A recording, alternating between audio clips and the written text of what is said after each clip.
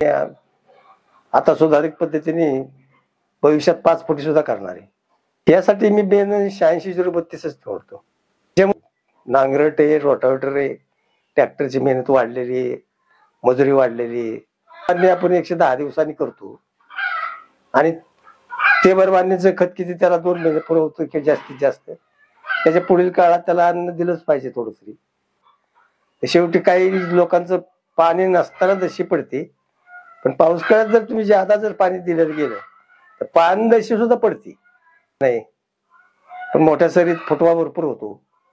महिन्याला सध्या 1 डोसेस सोडला पाहिजे कुठला तरी, त्याला काही Dagdu Sopana Divekar Patas station road Maske 1 acre ऊस केला होता आणि त्याची सरी 4.5 फुटी काढली। लागणीच्या वेळेला थोडा डोस दिला आणि 50 दिवसांनी मिसळ डोस कोंबडी खताने थोडा बेसल डोस दिला। साधारण 110 दिवसांनी पौर्णिमा भरीव बांधणी केली होती त्याची, मोठी बांधणी, आणि बांधणीला मोजकाच डोस दिलेला होता।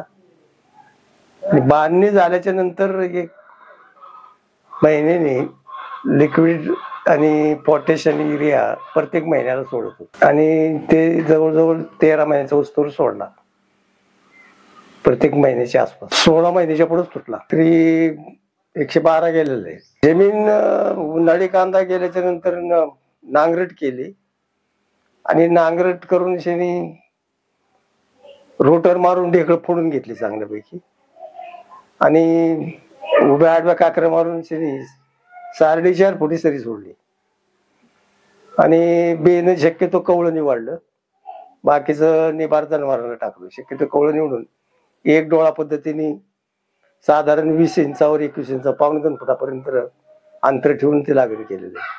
पाण्याचं व्यवस्थापन साधारण 20 दिवसाचं झाल्यावर तर नाशिकच फवारलं त्याच्यावर आणि चुकलेलं तर मजुरामार्फत काढून घेतलं। पाण्याचं व्यवस्थापन पाऊस काळात कमी दिलं, कधी 20 दिवसांनी महिन्यांनी, आणि उन्हाळ्यात जसं आवश्यकता असेल तसे 10 दिवसांनी दिलेलं आहे पाणी। आणि ऊसाची बांधणी होतो लहानपणी पाणी कमी प्रमाणात दिलेलं आहे। बेसल डोस टाकल्यावर साधारण 50 दिवसांनी DAP 19-19 टाकलेलं आहे आणि त्यात ऑर्गॅनिक टाकलेलं आहे थोडस, नवीन खत सुद्धा वापरलेली आहेत आणि त्याच्याबरोबर कोंबड खत वापरलेले आहे। कोंबडी खत साधारण 40 बॅगा टाकलेले आहेत। मेहनती वेळच्या वेळी पाणी आणि खत भर बांधणी केल्याच्या नंतर खत पाण्यातून सोडलेली आहेत सारखी आणि पाण्याचा ताण बघून पाणी व्यवस्थित दिलेलं आहे। दुसरं ह्याच्या पलीकडे काही नाही। ऊसाची शेती जवळजवळ पूर्वीपासून 30 वर्षापासून करत आहे, पण जसं जसं प्रगती होत गेली तशी हे कधी जोडवळी केलेली आहे, कसं काय निघतं याच्यावरून रुंद सरीचा अनुभव आल्यामुळं रुंद सरीचा आवरेज निघतो म्हणून शेणी आता सुधारित पद्धतीने भविष्यात 5 फुटी सुद्धा करणार आहे। यासाठी मी बेन 86-032च निवडतो। त्याच्यामुळे रान खराब होत नाही। 265 लोक लावतात तर त्याच्यामुळे रान खराब होतं, कस जास्त असतो आणि ऊस गेल्याच्या नंतर दुसरं पीक त्याच्यात येत नाही जास्त। 86-032 मध्ये दुसरं पीक चांगल्या प्रकारे येतं म्हणून ते निवडलं जातं। तोट्याचा व्यवसाय एवढा नाहीये, पण 18-20 महिने 17 ते 18 महिने मी ऊस ठेवावा लागतो काय शेतकऱ्यांना। आता माझा 16 महिने झाले, 17 महिन्यांनी गेला आणि त्या मापात तेवढं आवरेज नाही निघालं तर मग तोट्यातच जाईल। 50-60 टन लोक काढतात, त्यांचा तोट्यातच जातो ना। आता पहिल्यापासूनचा खर्च शेवटपर्यंत लाखाच्या वर जातो। नांगरट आहे, रोटावेटर आहे, ट्रॅक्टरची मेहनत वाढलेली आहे, मजुरी वाढलेली आहे, लागवड वाढलेली आहे, सगळं मजुराचा खर्च हा लाखाच्या पुढचाच होतो एकरी। अपेक्षित उत्पन्न तेच आवरेज निघालण्यासाठी लाखाच्या पुढे 1.5 लाखापर्यंत खर्च केला तर साधारण 2.5 लाखाच्या 3 लाखाच्या पर्यंत उत्पन्न येतं। आमच्या माझ्या शेतातला ऊस साधारण 40 कांड्याच्या पुढे गेलेला होता। कांडी लांब होती, साधारण 3 किलोच्या आसपास ऊस होता, 2.5 ते 3 सरासरी होतात। शेतकऱ्यांनी जे भर बांधणी करून पाणी देतात मुलूकवर काहींना पाणी, तर ते भर बांधणी केल्यानंतर एकाच टायमाला अन्न देऊन ते चालत नाहीये। त्याला पुढे भर बांधणी आपण 110 दिवसांनी करतो आणि ते बरबांनीचं खत किती त्याला 2 महिने पुरवतो की जास्तीत जास्त, त्याच्या पुढील काळात त्याला अन्न दिलंच पाहिजे थोडं तरी, असं माझं मत आहे.